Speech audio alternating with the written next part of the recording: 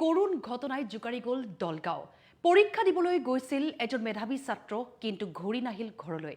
থিতাতে নিহত হ'বলগা হ'ল এজন ছাত্ৰ, কিয়নো ভয়ংকৰ পথ দুৰ্ঘটনাৰ সন্মুখীন হ'ল মেধাৱী ছাত্ৰজন। জনাইছে মুহূৰ্তৰ এক গুৰুত্বপূৰ্ণ খবৰ। ভয়ংকৰ পথ দুৰ্ঘটনা সংঘটিত হৈছে দলগাঁও। পৰীক্ষা দিবলৈ গৈ আৰু ঘূৰি নাহিল মেধাৱী ছাত্ৰ সানোৱাৰ হুছেইন। দলগাঁৱত ভয়ংকৰ পথ দুৰ্ঘটনাত নিহত হৈ মেধাৱী ছাত্ৰ সানোৱাৰ হুছেইন। ঘৰৰ পৰা ওলাই গৈছিল পৰীক্ষা দিবলৈ, কিন্তু আৰু ঘূৰি নাহিল ছাত্ৰজন। পুৱাই অসম চৰকাৰৰ বিশেষ পৰীক্ষা দিয়াৰ বাবে তেজপুৰলৈ গৈছিল সানোৱাৰ। এখন ট্ৰাকৰ বাবেই থিতাতেই নিহত হৈ বাইক লৈ গৈ থকা সানোৱাৰ হুছেইনৰ। খাৰুপেটীয়া মহাবিদ্যালয়ৰ বাণিজ্য শাখাৰ চূড়ান্ত ষান্মাসিকৰ ছাত্ৰ আছিল সানোৱাৰ। দুৰ্ঘটনাত নিহত সানোৱাৰৰ ঘৰত খাৰুপেটীয়া বৰঙাবাৰীত বুলি জানিব পৰা গৈছে। পৰীক্ষা দিবলৈ গৈছিল, পুৱাই বাইক লৈ ওলাই গৈছিল পৰীক্ষা দিবলৈ সানোৱাৰ হুছেইন, কিন্তু পৰীক্ষা দি আকৌ উভতি নাহিল সানোৱাৰ। দলগাঁৱত যি ভয়ংকৰ পথ দুৰ্ঘটনা সংঘটিত হ'ল, সেই পথ দুৰ্ঘটনাত থিতাতেই নিহত হ'ল ছাত্ৰজন। পুৱাই অসম পুলিচৰ এক বিশেষ পৰীক্ষা দিবলৈ ওলাই গৈছিল ছাত্ৰ সানোৱাৰ।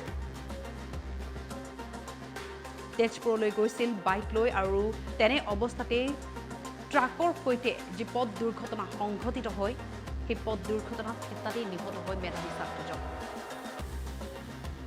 জানিব পৰা গৈছে ছাত্ৰজন আছিল খাৰুপেটীয়া মহাবিদ্যালয়ৰ বাণিজ্য শাখাৰ চূড়ান্ত ষান্মাসিকৰ ছাত্ৰ। দুৰ্ঘটনাত নিহত সানোৱাৰৰ ঘৰ খাৰুপেটীয়াৰ বৰঙাবাৰীত বুলি জানিব পৰা গৈছে।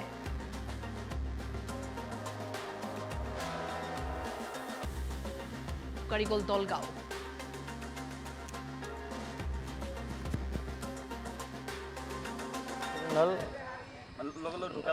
লগে ঢুকাল। ট্ৰাক আছিল বুৰুঙ্গামাৰী বুলি শুনা পাইছোঁ আমি। নামটো কিবা আছিল সানোৱাৰ হুছেইন। কিবা কামৰ ওলাই আছিল আৰু এইটোতো আমিতো ইমান গম নাপাওঁ। দেখা পাইছোঁ আৰু ট্ৰাক আছিল। ল'ৰাটো পালচাৰ আছিল।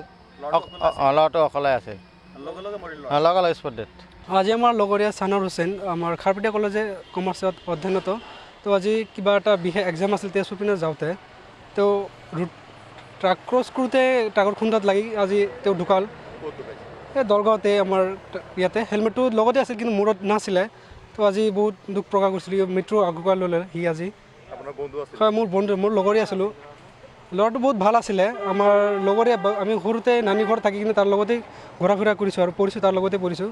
তো আজি তেওঁ ইণ্টিকাল হৈ গ'ল আৰু বহুত দুখ প্ৰকাশ কৰিছোঁ। আৰু আজি আমাৰ বন্ধুক হেৰাব লগা হ'ল। আৰু তেওঁ খাৰুপেটীয়া কলেজত পঢ়ি অধ্যয়নৰত কমাৰ্চত 6 চেমত।